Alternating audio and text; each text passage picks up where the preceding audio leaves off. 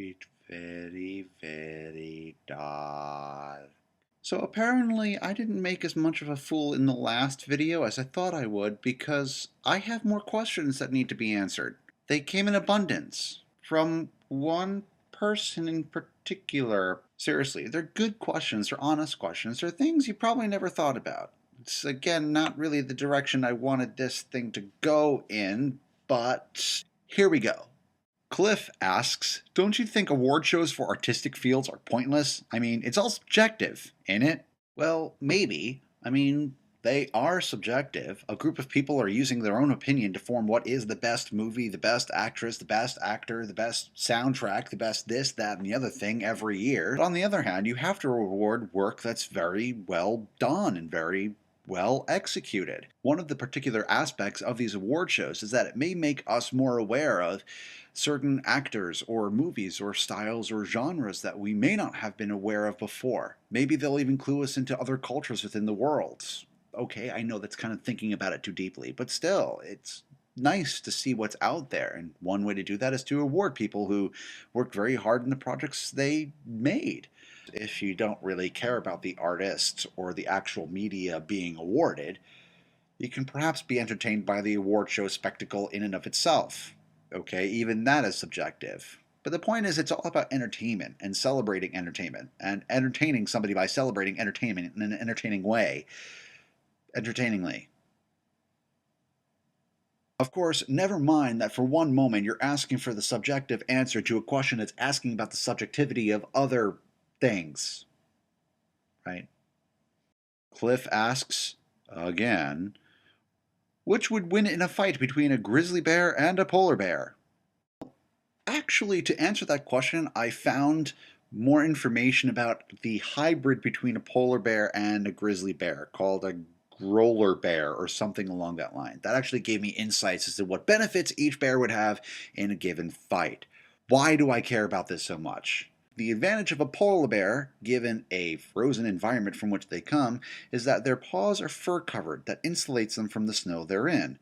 Also, they tend to be bulky and their paws webbed so they can swim a lot better in the stream or the Arctic North. The grizzly bear, yes, they can go aquatic. In fact, they feed on salmon amongst other things, but they are smaller given their diet of, well, fish and other small things. So in a fight between them, okay, maybe the polar bear would have the advantage in a cold environment. Maybe the grizzly bear would have the advantage in a drier environment, in a woodland area where a smaller, more nimble can get around.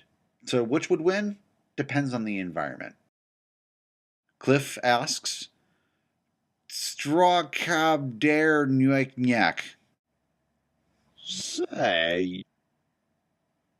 And oh my goodness, another question from Cliff. What is the difference between the German articles Die, Das, and Der? Really handy new Oktoberfest CD for Christmas. Actually, in German, Der, Die, and Das all mean the, and they help describe the kind of noun that's going to follow it. Der is used mostly in front of masculine nouns, Die in front of feminine nouns, and Das in front of neuter or neutral nouns. And while we don't really think of nouns like bottle or hard drive or fan as being masculine, feminine, or neuter, they did have some sort of gender relevance back in the day. But nowadays, they're used mostly for uniformity and conformity. If you use the wrong article, it's not so much not going to make sense, but just not sound right. In terms of why masculine, feminine, neuter, you kinda got me there, dude.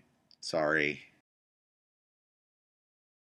Lauren asks, how does Cliff have so much time on his hands?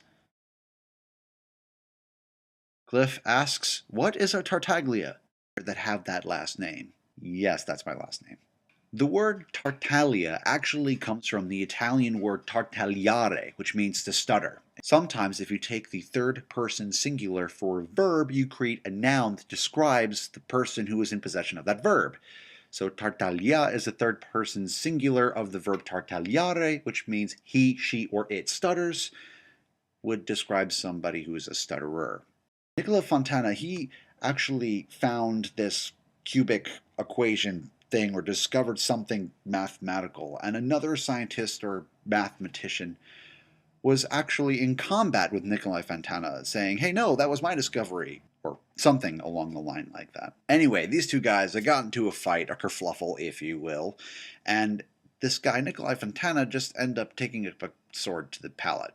Of course he lived, but because of the damage that was done, he developed a stutter, and as he walked around town, that became a nickname that was given to him.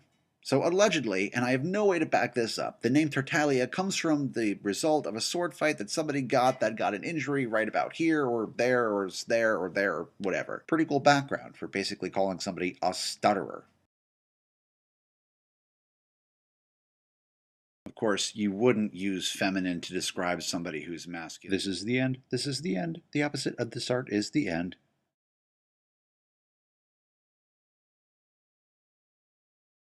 Apparently, I didn't make as much of an idiot of myself as I thought I would in the previous video.